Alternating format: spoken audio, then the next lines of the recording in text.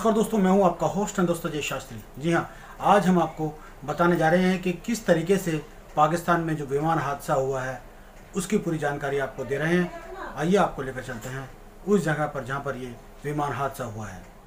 पाकिस्तान के कराची शहर में घनी आबादी वाले रिहायशी इलाके में शुक्रवार की दोपहर पाकिस्तान इंटरनेशनल एयरलाइंस का एक विमान दुर्घटनाग्रस्त हो गया। विमान में 99 यात्रियों और 8 क्रू मेंबर समेत 107 लोग सवार थे। समझा जा रहा है कि विमान में सवार एक बैंकर समेत 3 लोगों को छोड़कर लगभग सभी की मौत हो गई है। अस्पतालों में अब तक 37 शव पहुंचने की पुष्टि हुई है। जिस कॉलोनी में विमान गिरा वहां भी कई लोगों के हताहत होने की आशंका है। हादसे के बाद कई घरों और सड़क पर खड़े वाहनों में आग लग गई। मौके पर बचाव कार्य चल रहा है। पाकिस्तान के राष्ट्रपति आरिफ अलवी और प्रधानमंत्री इमरान खान ने हादसे पर अफसोस जताया है। इमरान ने दुर्घटना की जांच के आदेश दिए हैं। भारत के प्रधानमंत्री नरेंद्र मोदी ने भी इस दुर्घटना पर गहरा दुख प्रकट किया है। उन्होंने एक ट्वीट कर कहा कि इस हादसे में जान गंवाने वाले लोगों के परिवारों के प्रति मेरी गहरी संवेदनाएं हैं। साथ ही मैं घायलों के शीघ्र स्वस्थ होने की कामना करता हूं। पाक के सेना प्रमुख कमर जावेद बाजवा ने हादसे पर अफसोस जताने के साथ सेना को बचाव कार्य में स्थानीय प्रशासन की मदद करने का आदेश दिया है। लॉकडाउन के चलते अभी कुछ दिन पहले ही वहां पर विमान परिचालन को छूट मिली है।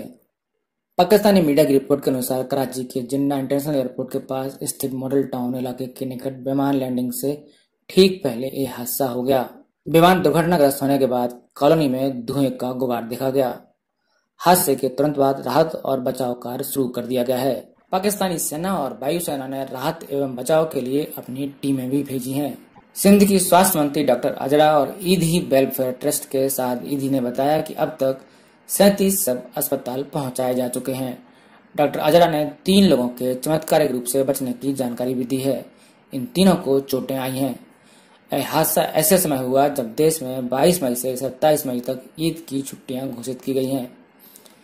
विमान यात्रियों की संख्या को लेकर अलग अलग जानकारी दी जा रही है। पाकिस्तान में एविएशन के सीनियर ज्वाइंट सेक्रेटरी सत्तार खोकर ने विमान में जहां 99 यात्री और 8 क्रू मेंबर की बात कही है, वहीं एयरलाइन PIA के प्रवक्ता अब्दुल्ला हाफिज ने 91 यात्री और 7 क्रू मेंबर होने की जानकारी दी है। प्रवक्ता ने कहा कि पीक के 8303 फ्लाइट लाहौर से कराची आ रही थी। एयरबस A320 को कैप्टन सज्जाद गुल उड़ा रहे थे। विमान में सवार 99 यात्रियों में 31 महिलाएं और 9 बच्चे भी थे। प्रवक्ता के अनुसार पायलट ने लैंडिंग में दिक्कत होने की बात ATC को बताई थी।